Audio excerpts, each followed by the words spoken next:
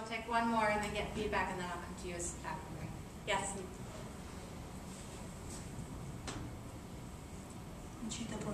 International Federation of University Women and President of the NGO Committee on the Status of Women in Geneva.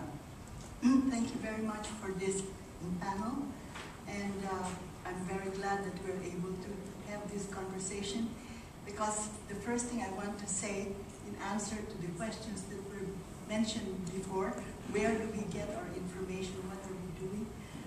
You know, the International Federation of University Women has a website on CEDAW, on trafficking, on a lot of things. And the thing you could do is just click on your internet. And then you can already have your capacity building and see what is really being done with regards to CEDAW. I am sure that many of you know what the word CEDAW is, but you don't know what the contents of CEDAW are. Because CEDAW is the most comprehensive Bill of Rights of Women. And anything that you would ask about women's rights is there. We have family planning, we have reproductive rights, we have temporary measures, we have the role of men and boys, we have economic and social rights, we have rural women, and these are all exclusively in the CEDAW. But do you know it? Do the citizenry of the United States know the very basic ABCs of CEDAW? Unless you bring this to them, nobody really cares. I mean, especially to your Congress people, your congressmen and congresswomen, to your senators. They're just there for political purposes. But if you give them the basics, what is really at stake? For example, in the role of men and boys, you know that the men are both the solutions and the problems. So you can show them how CEDAW can help in doing this, in making men share in your responsibilities, in making men share the role of fathering, the role of caring, and the whole issue of facilitation for caregiving, the unpaid work of women, measuring what the unpaid work of women and men are.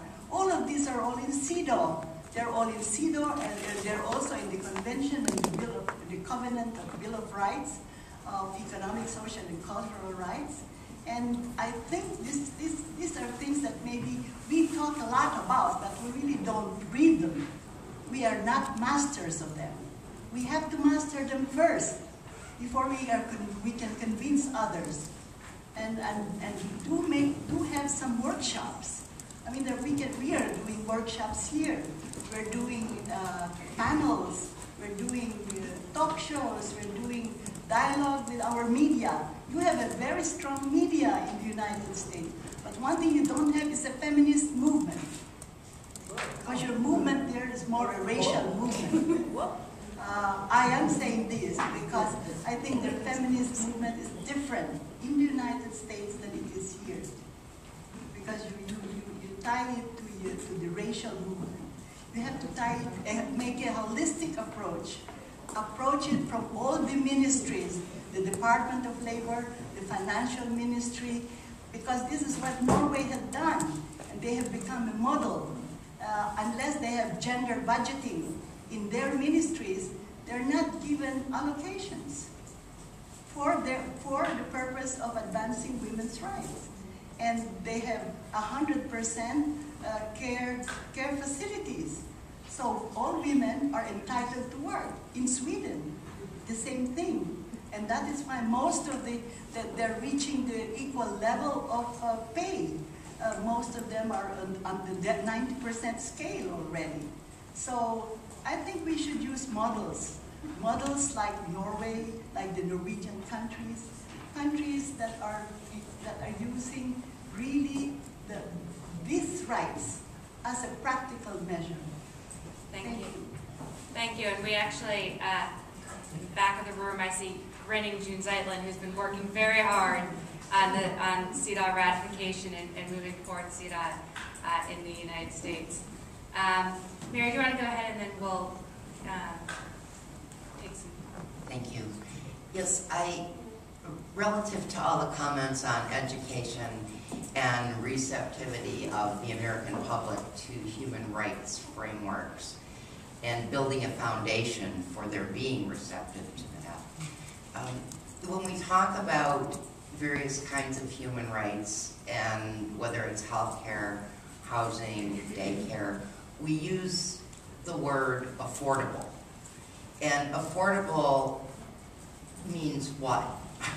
I mean, to me, what's affordable for me is not affordable for my next door neighbor, and is more than affordable for somebody else.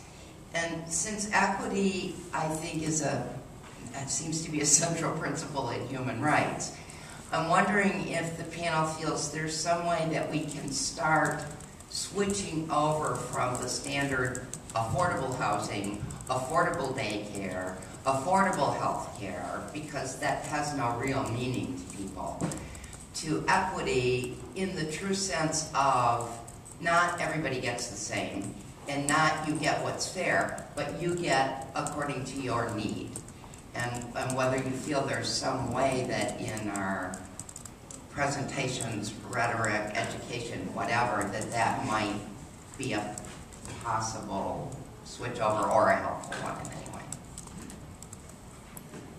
Thank you. I'm going to put these all to the panel, see if anyone has any feedback or comments. Or you want to get Elsie first? I think they're going to keep coming, but as we take a break. But we can, yeah, I'm going to do another round of questions after, if anyone had any.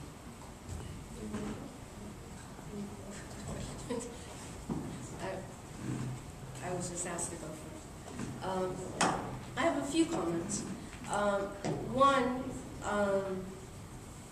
yeah, I think we should take over for Oprah. She's got a cable channel. Yeah, so I think we should all advocate for us taking over a TV show. I'm completely with you on that one. But, you know, when you talk about the media in the U.S., it's not as accessible as you think. And I think, especially for people who don't live in the U.S., you don't get to see the kind of activism that is taking place on the ground. I mean, you might see a few of us in Geneva that can fly in and out, but there's an incredible movement in the U.S., and you don't see it. And I think an example of that is that the U.S. Social Forum, there were 15,000 activists there who were talking about all these issues. And we did not see one thing on the media. And 100 Tea Party people get together, and it's in the front page of everything. So I think there's an assumption that those of us who are working as activists in the U.S. aren't doing anything. We're doing a huge amount of work, but you know, the revolution will not be televised. So I think that's something else. And in terms of education and popular messaging, I mean, we're all trying to do that. And I've been working with the U.S. Human Rights Network. We had a really great 2-day popular education on macroeconomic policy and human rights using the human rights instruments that we actually do know about. To try to get grassroots activists to feel comfortable about asking about economic policy. And we did that once. I know the network is doing it again in next week. The Center for Women's Global Leadership is creating a module that's both the U.S. and international, so that we can use international human rights instruments to look at economic policy. So the work is out there. I just don't think there's international attention and particularly media attention to the work that's there. And so I just want to sort of correct the fact that there's an incredible movement in the U.S. and there's an incredible human rights movement in the U.S. that is from the grassroots. You just don't hear about it on CNN. But we're there, and we're still trying to get that TV show. Just a correction about the Federal Reserve. I completely agree with you. The Federal Reserve is made up of commercial banks and all that. I just said that they're supposed to make independent decisions. It wasn't that they're an independent agency. They're independent decisions, and I think even those independent decisions should be accountable. And I completely agree with you. Just the entire structure of the Federal Reserve needs to be rethought. But I just wanted to clarify that. And then in terms of going back and messaging, you know, I think there's enough out there that we can message well. It's just how do we get people to listen? Lastly, and this one I feel like, since I am the head of the Center for Women's Global Leadership, I have to take on the issue that there's no feminist movement in the U.S. I disagree that there's no feminist movement in the U.S. I think there is. On the other hand, I would say that the feminist movement in the U.S. has not focused on economic policy enough. And that has been a criticism I've had of our own movement. And I think, but we're starting to much more, and also working with other movements so that we don't see ourselves as a separate movement, but a movement for economic justice from a feminist perspective. And many of us are using CEDAW. I was actually involved in doing the strategic analysis for implementing CEDAW in the city of San Francisco, and that's a great example of a place in which CEDAW has been ratified at the local level. Just to add that